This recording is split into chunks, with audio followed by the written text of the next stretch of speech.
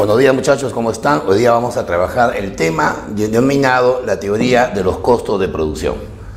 La teoría de costos debe tener un prolegómeno, una introducción básica para entenderla de un punto de vista muy elemental. ¿Por qué? Porque la mayoría cuando le hablan de costos piensa que está hablando del precio de un producto, del valor de un producto. Claro, son conceptos que se pueden entender de manera general.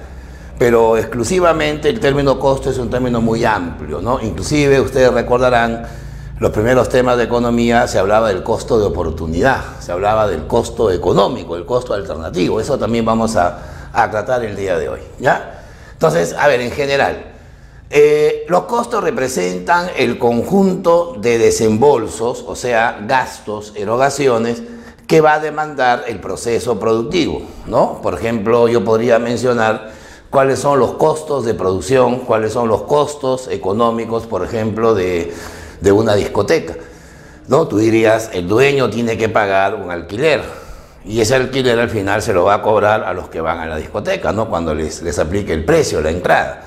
¿Qué más? Va a tener que pagar personal, va a tener que pagar bailarinas, va a tener que pagar seguridad, va a tener que pagar a los mozos, a los barman, va a tener que comprar licores, va a tener que pagar electricidad, comprar publicidad. Entonces hay una serie de desembolsos que al final el empresario va a tener que incorporar al precio de la mercancía que vende.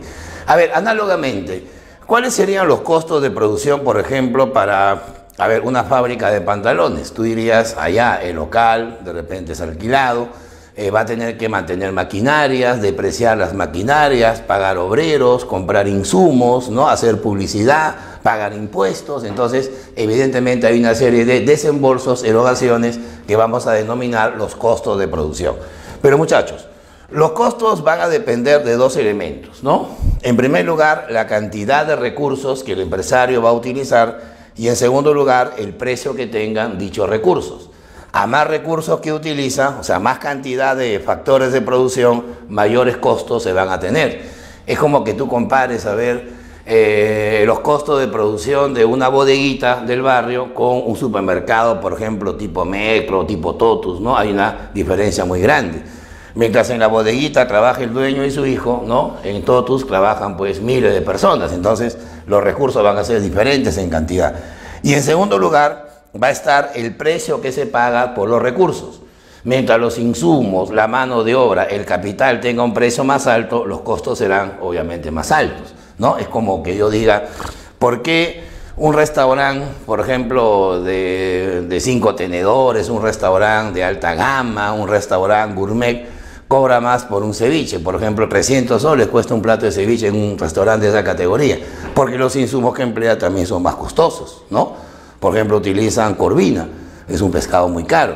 En cambio, si tú vas donde la tía Bacteria, ¿verdad? Comes tu ceviche de carretilla, te va a costar 5 soles porque evidentemente los insumos no tienen ese costo, no tienen ese precio. Entonces, es muy importante lo que cuestan los recursos productivos, ¿ya? Esa es la idea. A ver, formas que tienen los costos. A ver, vamos a plantear esto que es determinante en la teoría económica, ¿ya? La teoría económica nos enseña que hay dos tipos de costos, ¿ya? En la modalidad que se pueden presentar. Están los costos explícitos, ¿ya? Y también están los costos implícitos. Esta diferencia es clave. A ver, se llaman costos explícitos a los desembolsos reales que la empresa va a tener que realizar cuando compra los recursos productivos, ¿no? Al comprar recursos tiene que desembolsar, gastar dinero.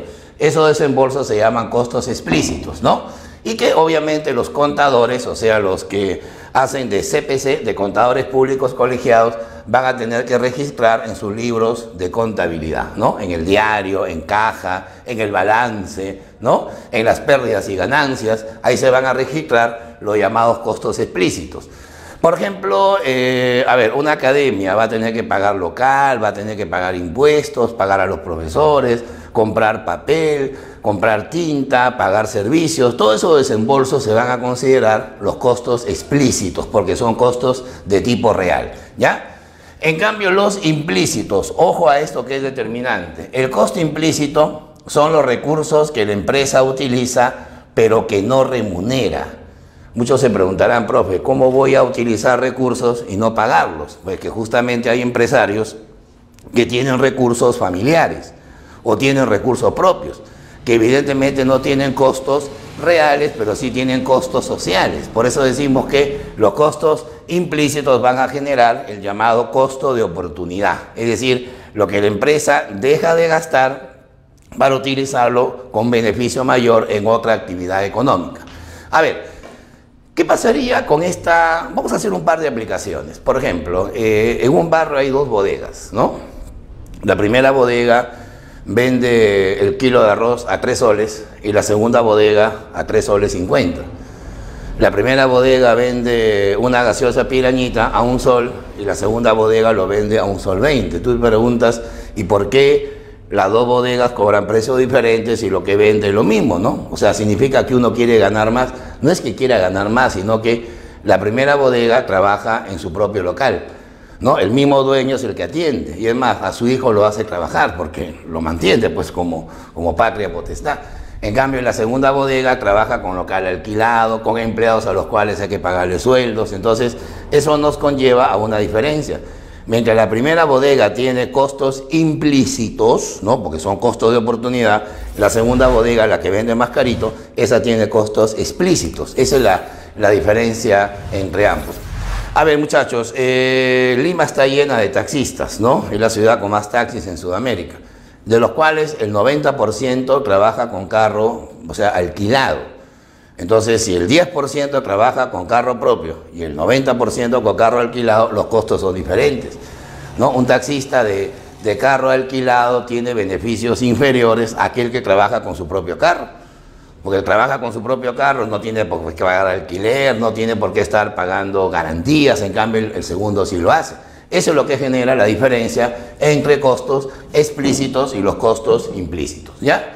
A ver, vamos ahora a los enfoques. Muchachos, los costos tienen dos tipos de enfoques, ¿ya? Está por un lado el enfoque total, que es para todo el nivel de producción, y también va a estar el enfoque unitario, que es el enfoque para cada unidad producida. ¿Está bien? En el enfoque total tenemos dos categorías.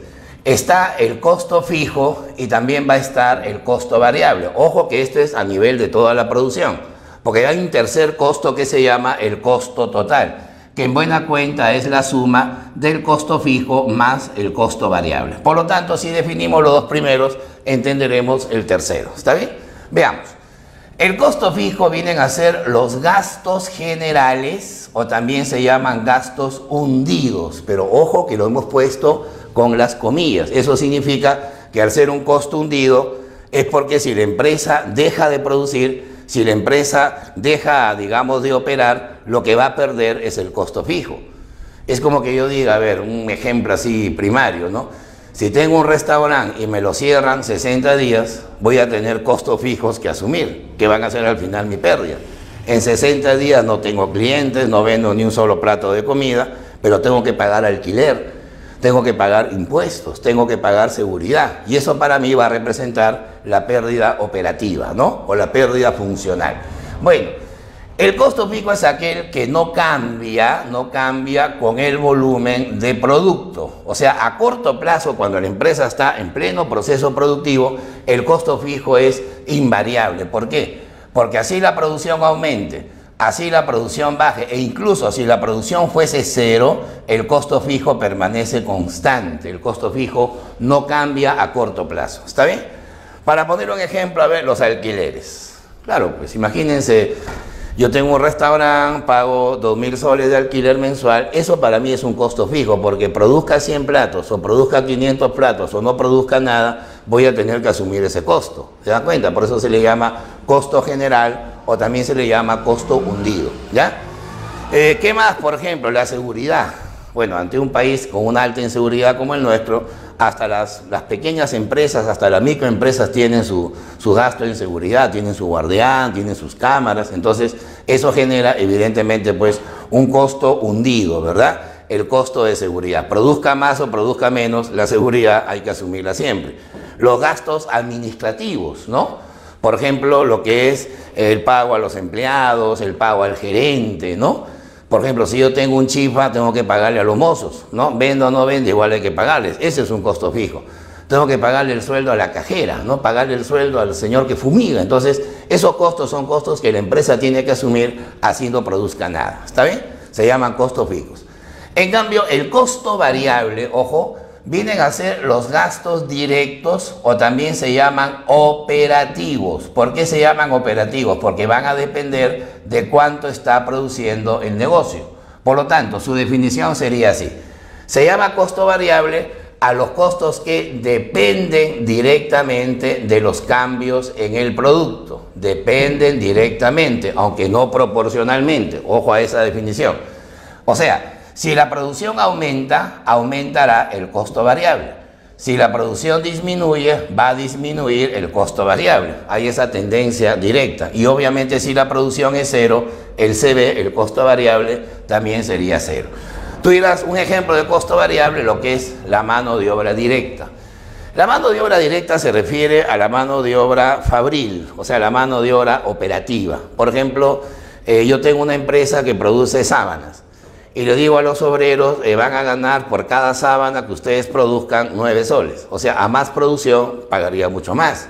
¿Te das cuenta? El salario a destajo, por ejemplo, o el jornal, se considera un costo variable. La compra de insumos, ese es obvio, pues, ¿no? A más producción necesito más insumos. Si yo tengo una panadería y hago más empanadas, necesito más harina, más carne, más aceituna, más aceite, entonces voy a necesitar mayor cantidad de insumos. En una cevichería voy a necesitar más pescado, más marisco, más papa, más arroz, más insumos porque la producción está aumentando. Si la producción baja o el negocio cierra, no compro nada, o sea, está ligado directamente a la producción, ¿ya? También estarían ahí los suministros. Ojo a esta palabra, el suministro se refiere al complemento del insumo. Por ejemplo, en una anticuchería el corazón es un costo variable como insumo, pero también es variable el palito, ¿no? Para ensartar las carnecitas. ¿Por qué? Porque el palito no se come, pero es un accesorio, por eso se le llama suministro, ¿ya? Y la depreciación. Hay un término que siempre es confuso en economía, ¿no? Se habla, por ejemplo, de que inversión es costo y costo es inversión. Es un craso error, porque la inversión es la acumulación de capital.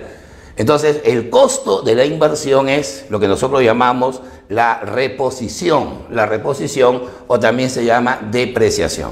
Una empresa tiene, por ejemplo, no sé, una máquina impresora. Esa máquina impresora, mientras más produzca, más se deteriora, más se hace obsoleta.